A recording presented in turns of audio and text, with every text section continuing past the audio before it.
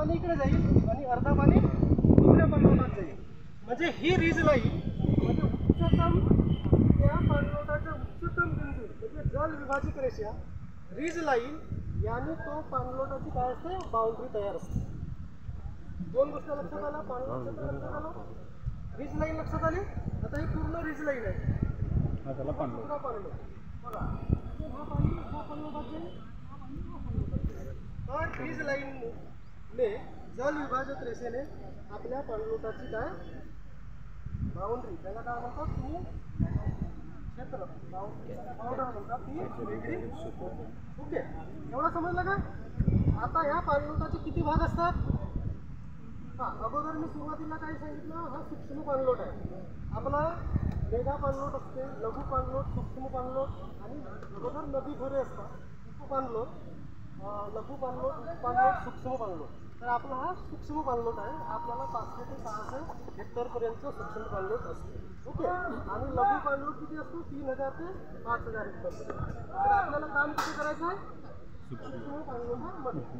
आता कुठल्याही पाणलोटाचे किती सूक्ष्म पाणलोट आहे याचे किती भागमध्ये आपण विभागणी करतो? त्याचे 3 भाग. कुठला भाग? हा बोला ना. हा मिडल रिचेस आणि आपण रिचेस केलं. ओके, तर इथं जे ऍक्टिव्हिटी दिसत आहेत आता अप्पर रिचेसची ऍक्टिव्हिटी काय? कारण की तुम्ही स्वतः तुमची जेव्हा मसाल फेरी होईल, शिवार फेरी होईल तर गावचे लोक तुम्हाला म्हणतील की नाही आम्हाला इथंच हा काम पाहिजे. तर आज समजून घ्या की कुठल्या रिचेसमध्ये आपल्याला कुठलं काम प्रस्तावित करायचे आहे. कारण की तुम्हाला समजता येणार आहे. कारण की तुम्ही गावात शिवार फेरी काढले, मसाल फेरी काढले की प्रत्येक शेतकऱ्याला असं वाटेल की माझ्याच शेताच्या जवळ ऍक्टिव्हिटी पाहिजे. आणि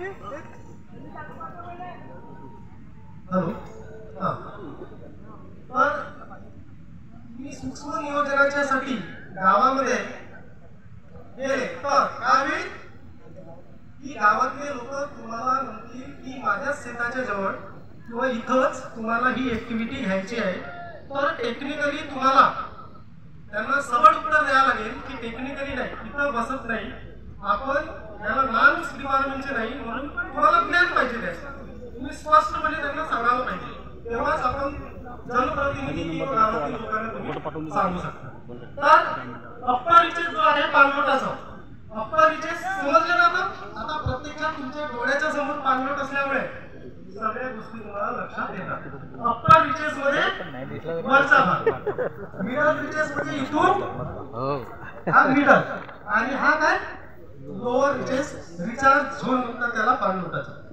आता अप्पर रिचेस मध्ये कुठल्या कुठल्या आपण ऍक्टिव्हिटी घेऊ शकतो?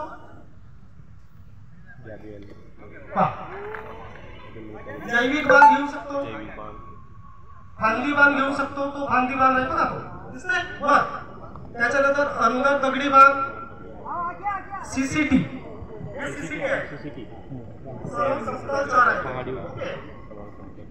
सलग समतलचल, खोल सलग समतलचल, फांदी बांध, अनगड बांध, गॅबियन बंधारे साधे, ते सुद्धा आपण अप्पर रिचेस मध्ये घेऊ शकतो. पण तुम्हाला जे एलबीएस असतात, लूज बोल्डर स्ट्रक्चर, हे नाल्याची खोली जर तुमची 1 मीटर असेल तर आपण लोअर मिडल रिचेस मध्ये सुद्धा एलबीएस घेऊ शकतो. पण आपल्या ड्रेनची